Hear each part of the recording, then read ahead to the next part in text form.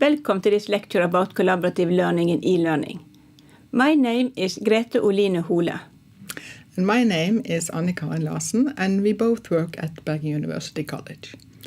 This lecture is about the use of collaborative learning in e-learning.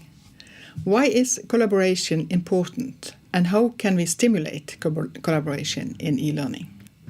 Collaborative learning methods are gradually being adopted all over the world, and this is due to a new understanding of how people learn.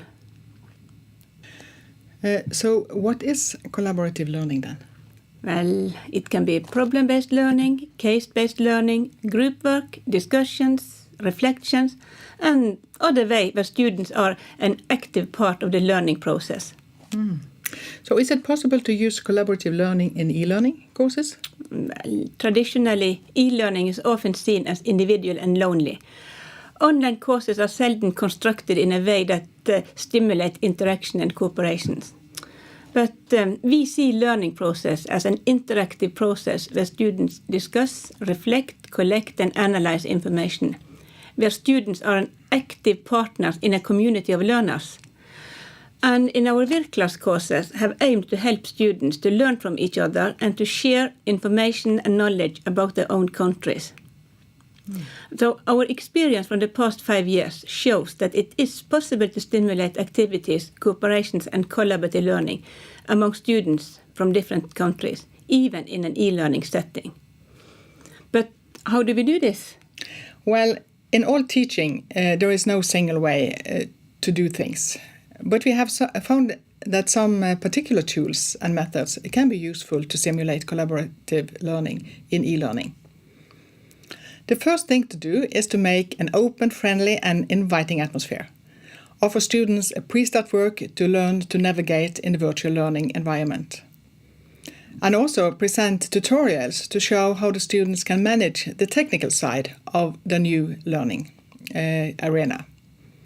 And to have technical support and backup, of course. Then it's time for the participants to present themselves. Teachers post an invitation on the bulletin board, as well as a short video with our own presentation, using pictures from the local surroundings and glimpses from both the professional and private life. This gives a personal touch to the classroom atmosphere.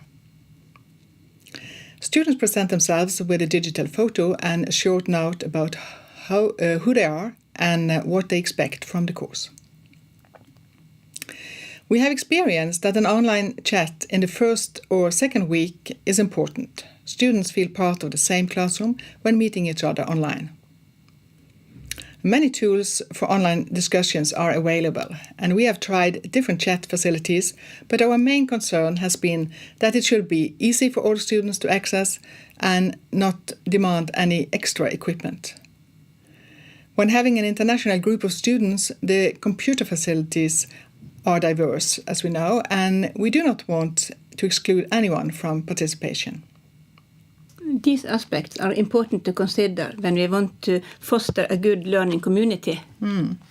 But it's not always so easy to do. Students have holidays on different times, exams and heavy workload in their own institution.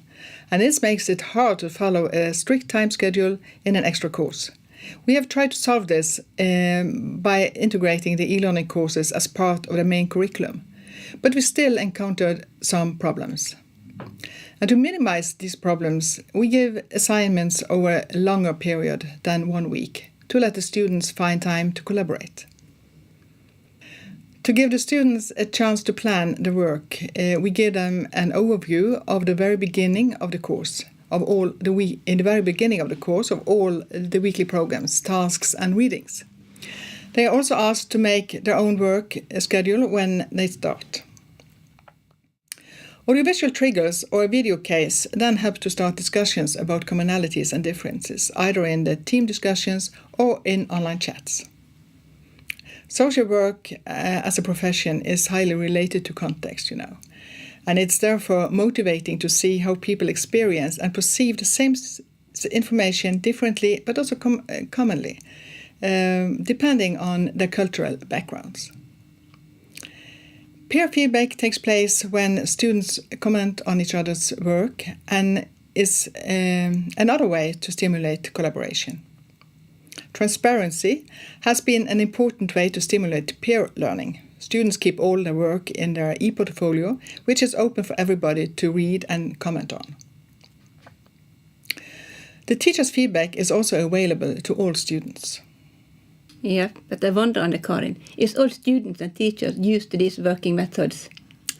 No, we saw in the beginning both students and teachers found this unusual and it was challenging. But after we had tried it for a while, students understood how much they could learn from this. And this has led to collaboration also among teachers and many discussions about how to give feedback in a good and instructive way. Mm-hmm. Yep. But is it important that the teacher structure the collaborative situations for the students, or will the students work together by themselves because they want to? Well, this is really central for how we arrange e-learning courses. When students are expected to collaborate from the very beginning of the course, they also continue to collaborate when this is not instructed by the teachers and the program. In some classes, the self-directed collaboration and communication is very high and not always related to professional matters, but also personal issues, like when they share the death of a grandma or a holiday experience, or what music they really like. We create an arena both for learning and socializing, I think. But it is important to maintain a defined time schedule and clear expectations for cooperative work. We also experience that authentic tasks that demand collaboration also stimulate communication beyond what is directed by the teachers. But there is a difference between collaborative learning and cooperation. That's true. And I have a drawing which can illustrate this. In this picture, it is easy to see that when students cooperate, they solve small tasks on their own as parts of a jigsaw puzzle. But then they have only learned from what they themselves have done, not from other students' work. But when the students are given authentic tasks where they have to share knowledge and discuss, they create a new understanding, and in this way they increase their knowledge. That's an example of collaborative learning. Have you found any research supporting collaborative learning? Yeah, we have some literature we have found important for our work. When we try to develop a community of learning, we are influenced by the socio-cultural approaches to learning and the theories of communities of practice by Jean Leiv and Etienne Wenger. And the research and writings of Terry Anderson and Randy Garrison present in the community of inquiry has given us very useful ideas.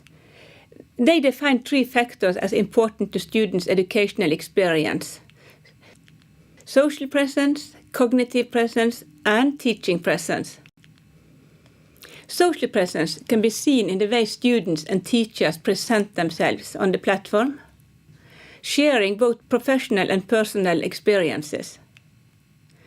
Teaching presence is important for setting the climate for the learning situations. A good course structure, encouraging and facilitating discussions and chats, and transparency to lead to establish a teacher's presence. Cognitive presence is also important to achieve deep learning. And to giving students authentic tasks for comparative work, they are challenged to develop and co-construct knowledge. The peer support among students and the open feedback from teachers creates a bridge between the social and the cognitive presence, supporting dialogue and critical reflections. Another important researcher for us has been Gilly Salmon. Her model of the stages in becoming an e-learning clarifies the teacher's role and responsibilities and to meet the students' needs along the learning process. So what you are saying, Gretoline, is a good summary of what we have been doing in our courses and what we are outlining in this lecture. Mm-hmm. As you can see from the model now, we started with access and motivation. And then students start to socialize in the virtual classroom. They begin to exchange information with others. And this opens for knowledge constructions, where they are ready to develop their competences. And the teachers have, of course, to follow this process, as you can see also in the model.